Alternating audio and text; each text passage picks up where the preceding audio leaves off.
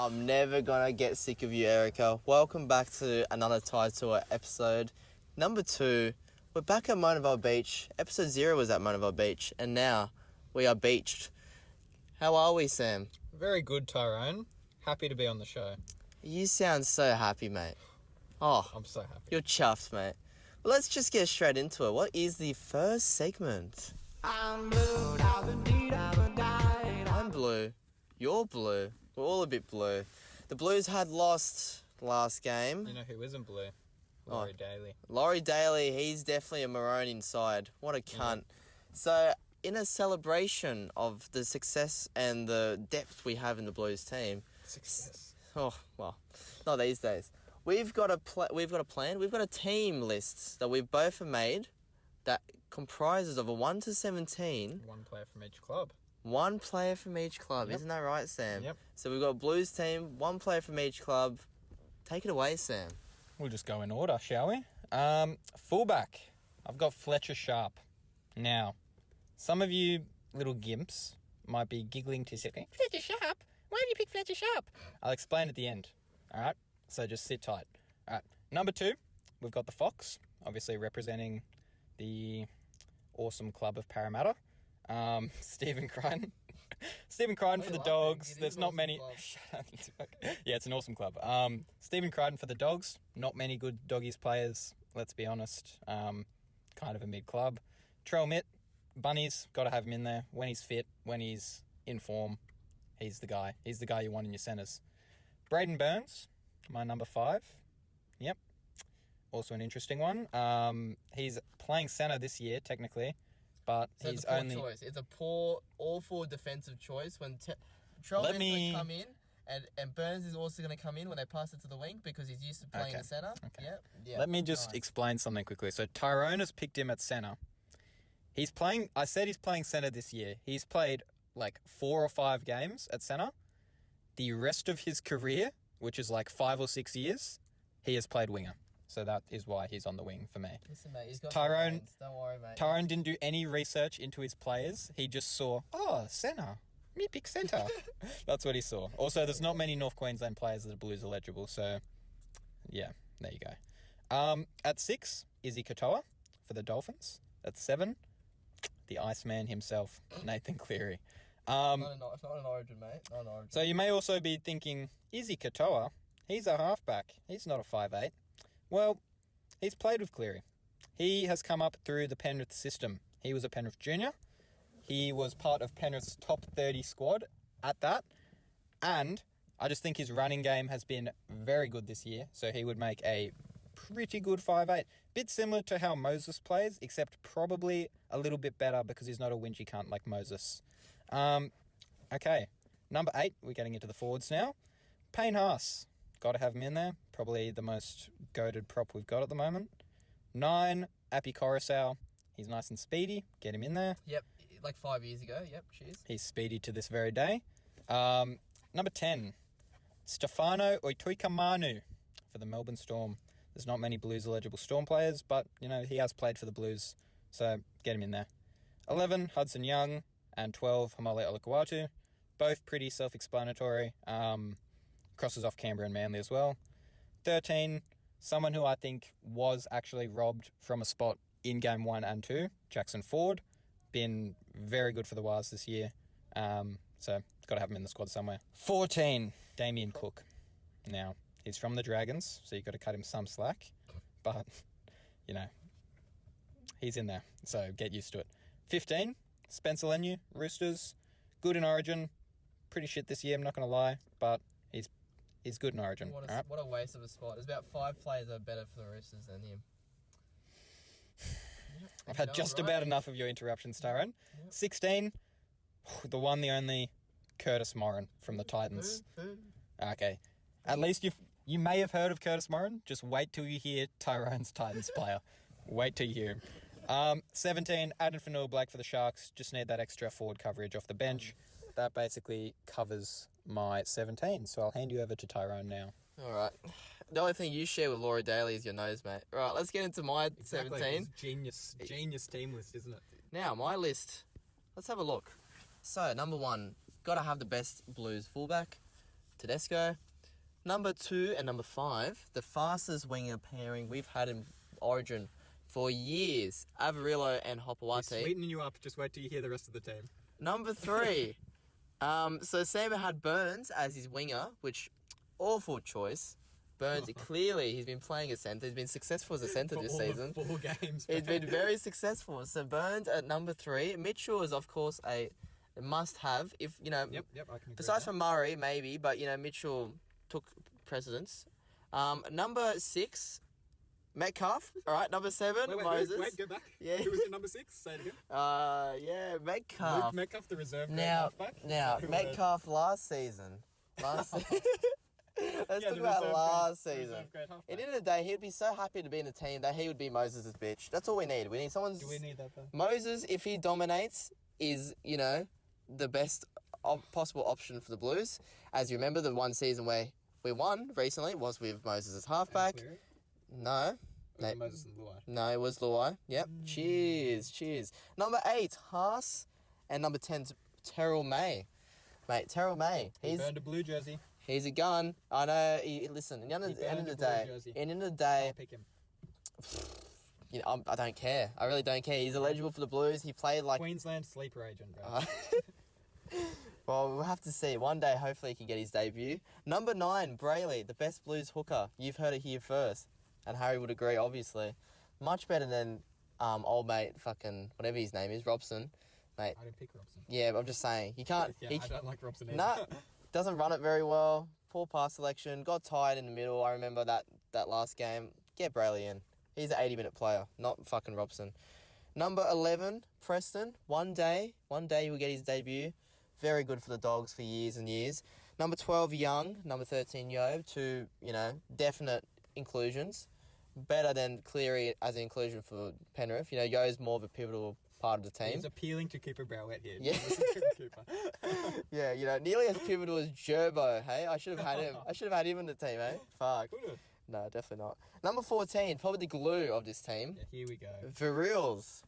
Who was that? Who is that? Tyrone, who was Who's that? The best hooker from the Titans, which means just the best player overall, because if the Titans are the best... hooker from the Titans? I hope so. Yeah, you don't even know. What's the other guy named? Oliver Pascoe? Nah, Pascoe, fuck him. no, Pascoe's better. Is he? Yeah. Nah, never heard of him. Start. Pascoe starts. Yeah, well, this guy's not starting for my team either. So, you know, he plays the role well. He's a utility. That's what he is. Number 15, Oita Kamanu. Lucky he's even in this team, mate. Storm's got no one of value for the Blues. Number 16, Trey Mooney. He's just, you know. No. He would be great off the bench. Definitely would be. And number 17, as a second row, Toby Couchman. His brother Ryan is a prop, but I believe Toby Couchman and maybe Ryan one day will debut for the Blues. They're very good for St. George. Yeah, St. George are doing really good, aren't they? Yeah, they're doing very well. Anyway, that's my team. That's Sam's team. We'll have it on the screen. Which one's better? You gotta tell us which one is better. Anyway, it's time for the next segment. One in a million. So, Sam and I have chosen a rare fishing spot in, you know, quotations. And yeah, we're gonna just tell you about it. 1 in a million. What's yours, mate? All right. So, listening to that other episode, it inspired me, Tyrone. When you were talking about Oman, it really inspired me. It should inspire you. So, I've gone with a fishing charter owned by Aussies at that. Can you believe that? In Oman? Aussies in Oman? Tyrone, can you believe it? He believes it. So they run out of the east coast of Oman, and it is No Boundaries Fishing. Tyrone knows a lot about No Boundaries. Don't know about fishing though. He's not too good at it, as seen today. Caught 0 fish. So, it is a offshore charter. You go 50 kilometres offshore, and you will hunt for giant trevally. Scary. Anyway, they are a large offshore fish, and they will target your lures, which will be provided by No Boundaries Fishing, Land of the Giants. Anyway. Fuck, Tyrone, you better never do an ad your read guy. for that company. Holy shit. That was my ad read for that company. Oh, mate. All I'll tell you. So those giant trevally, they're 60 kg, hey?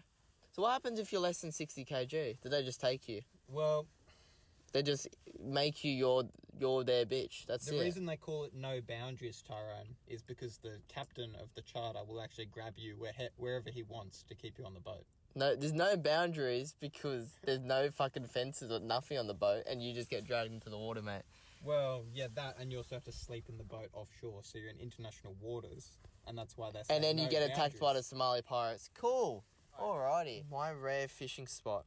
So we're going to go out into the Nevada desert.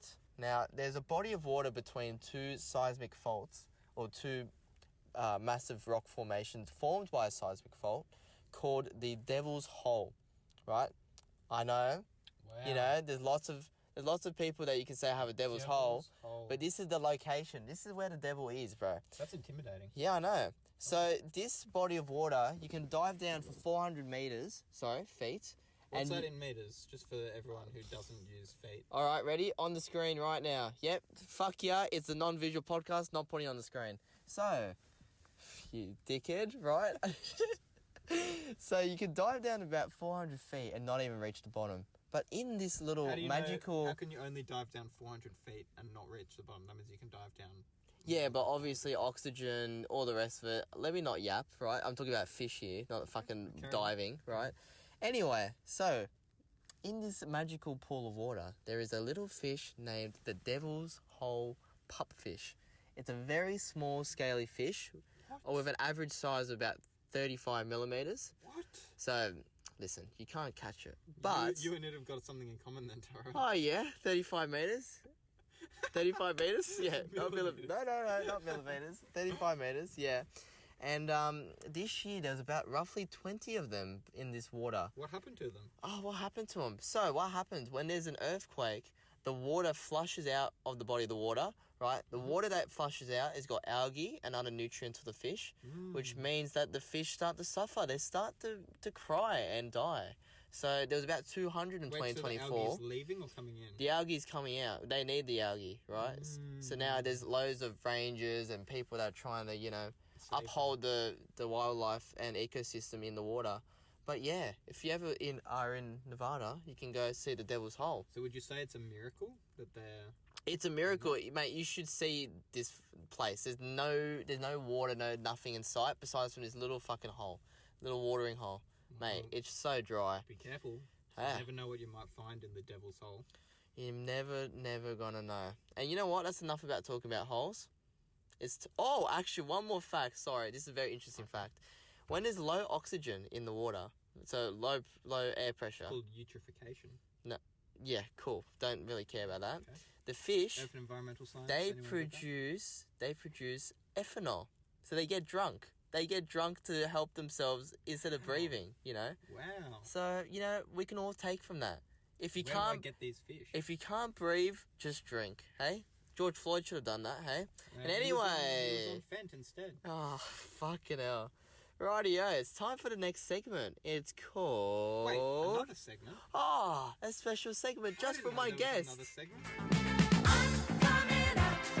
So, there is a special guest on here today named Sam Farrell. Obviously, as we know, We're 10 minutes into the podcast. as we know, he one day will be a gay icon. So, that's why I've made a special segment for him called I'm Coming Out. So, in this segment, I'm going to name someone and you're going to tell me, are they a gay icon or a homophobe? Now, you win Okay. this game by figuring out what is the link between all the homophobes. All right. Alright. So, let's start. Kate Bush, She's got to be a homophobe. gay icon. Fuck. Lil Bow Wow, Got to be a homophobe. yeah, homophobe. Britney Spears, Gay icon. gay icon. Christina Aguilera, I feel like you've just done 1, 2. Homophobe. gay icon. Fuck. Dave Chappelle, He's a fucking homophobe. yeah, he loves the trans. The Baby, Homophobe. yes. Beanie Man, Gay icon. no, he's a famous Jamaican rapper. He's definitely not a fucking gay icon. Joan of Arc, Joan of Arc. Like the actual Joan of Arc? yes. Homophobe. Gay icon. What? They claimed him. They claimed What? gay. Apparently she was. Isn't she like a devout Christian? I think she was majorly into cross-dressing. I don't know. Something, that's what I read. Something about cross-dressing. It was in the 1500s, so you never know. All right, Peppa Pig, She's a fucking homophobe. gay icon, and Daddy Pig, He's a homophobe. homophobe. Yep. Good job. Why You did all is- right. I've got a question for you now, so let's Yes. spin this round Yeah. here. How did you discover that Daddy Pig was a homophobe? Or Listen. have you made this shit up? No. No. So can you explain to all the listeners how you know Daddy Pig is a homophobe? Listen. It's one of those things. If you're not into You the go down law, a Peppa Pig rabbit hole? if you're not into like the law, the series, the fandom, you just want to know. And I don't really want to explain to you because you're just not diehard Peppa Pig watchers like me. Now, you need to tell me, what was the link between all those homophobes? Can you rename all the homophobes? I forgot. Bow Wow, Dave Chappelle, The Baby, Beanie Man, and Daddy Pig. They're all men.